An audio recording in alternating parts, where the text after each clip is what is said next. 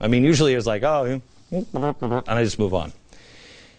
I don't usually react. But last week, I was reacting. I didn't lance the boil. I didn't recognize.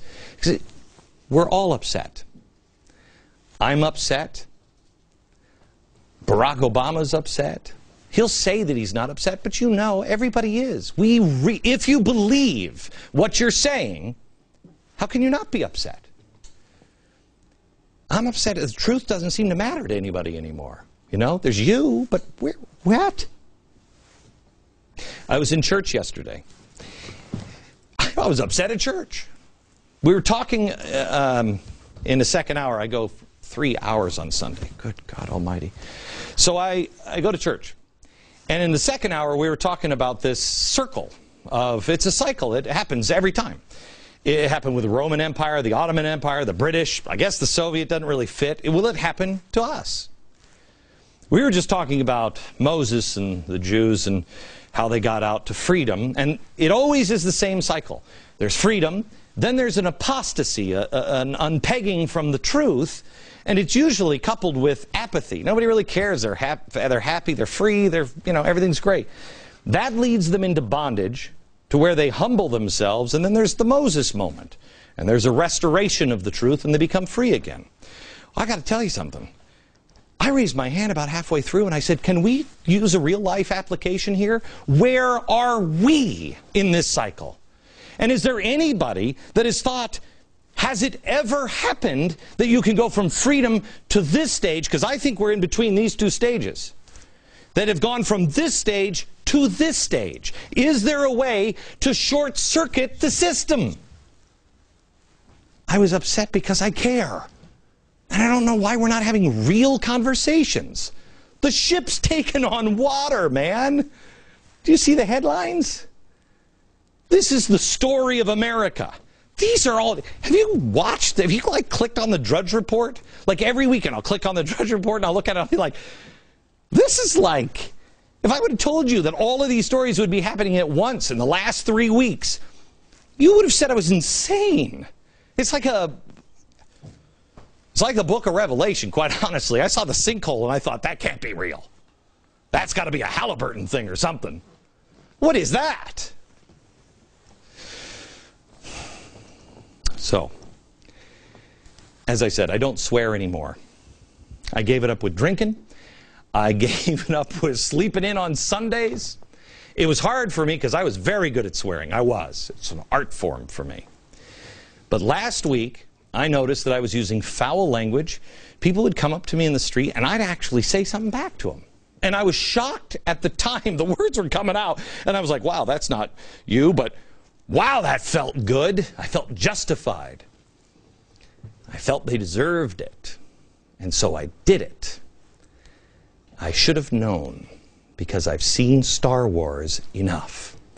Do you remember that? Do you remember that scene where the Emperor is sitting in that big spooky chair and Luke is, he's fighting his father, and the Emperor just goes, yes, give in to your dark side. Release your anger, and the transformation to the dark side will be complete. Good, good. You remember that? That is the scene that I think a lot of people in America are going through.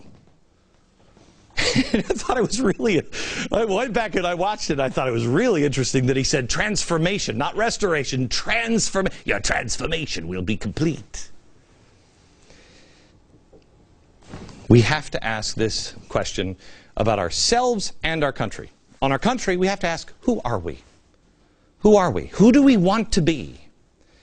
And it's the same question that we have to ask ourselves. Who am I? Who do I want to be? Not who I'm allowing myself to become, not the country I'm just allowing it to slip into, but who are we?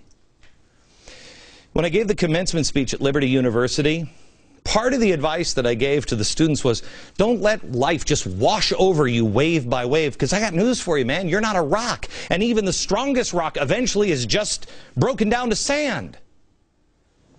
You're not a rock. And life is just going to crash down on you over and over again. Your job is not just to stand there. Your job is to question with boldness Not just the stuff that you don't think is true, the stuff you do think is true. Ask the toughest question you can. Know what's true, because that wave comes in, you better have an anchor. We're supposed to explore. We're supposed to create who we are, not just let it happen. Create who you are. I know it can be done because I did it. I'm a different person than I was 15 years ago. But here's what happened to me. I forgot. It's a never-ending process. Life is wave after wave after wave. And last week, I just let the waves crash into me, not recognizing the waves anymore. I went downstairs and I apologized to my wife. And then I asked her out on a date. She said yes, surprisingly, because she could go out on a date with someone much more handsome than me. And I said, let's go see Robin Hood. I've never seen a good Robin Hood movie, and I heard iffy things about this. I like this movie. This is a pre-Robin Hood story. It's a time when Richard the Lionheart died after bankrupting his country. Then his brother, the new king, comes along. He doesn't care. He's fallen into an alliance with enemies of his own country, and that alliance is turning everybody in England against each other. Okay? I thought, whoa, there's no parallels here, huh? It's the best version of the story I've seen. Long story short, towards the end, I'm not going to wreck anything. He turns into Robin Hood. Okay, I wrecked it. At one point, the King of France, who was, working on dividing the whole country, he's sailing over and landing his soldiers on the beaches of Great Britain.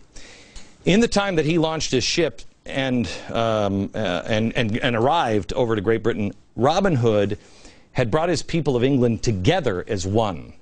And the King of France is on the ship, and he releases all the soldiers and everybody else, and they're all just slaughtered on the beach. And the king feels he's been misled, and he knows he's going to lose. So at this point, he says, send the signal. Turn the ships around. Because he knows the soldiers can't win against a united England. He then says this. This doesn't look like a country that is fighting against itself. We'll have to return another day.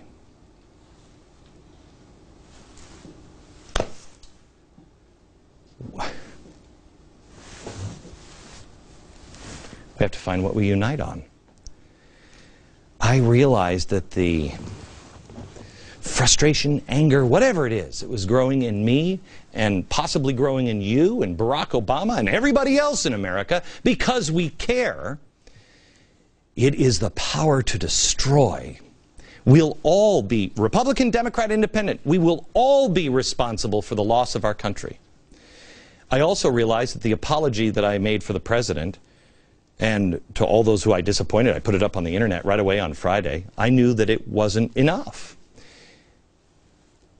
But I didn't know what until I heard that last line about fighting within ourselves. I realized what I was supposed to do.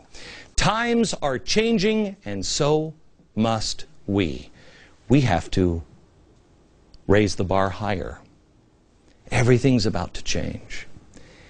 And because of that, we're faced with a choice. Because these waves are going to come in and hammer us. America's in need of a leader. I don't know who that person is. I can't find him in Washington. Maybe it's you. I don't know. It might be you, might be your son, might be your daughter. I don't know. All I know is I'm supposed to be here and I'm supposed to do what I do every day. But that is going to change.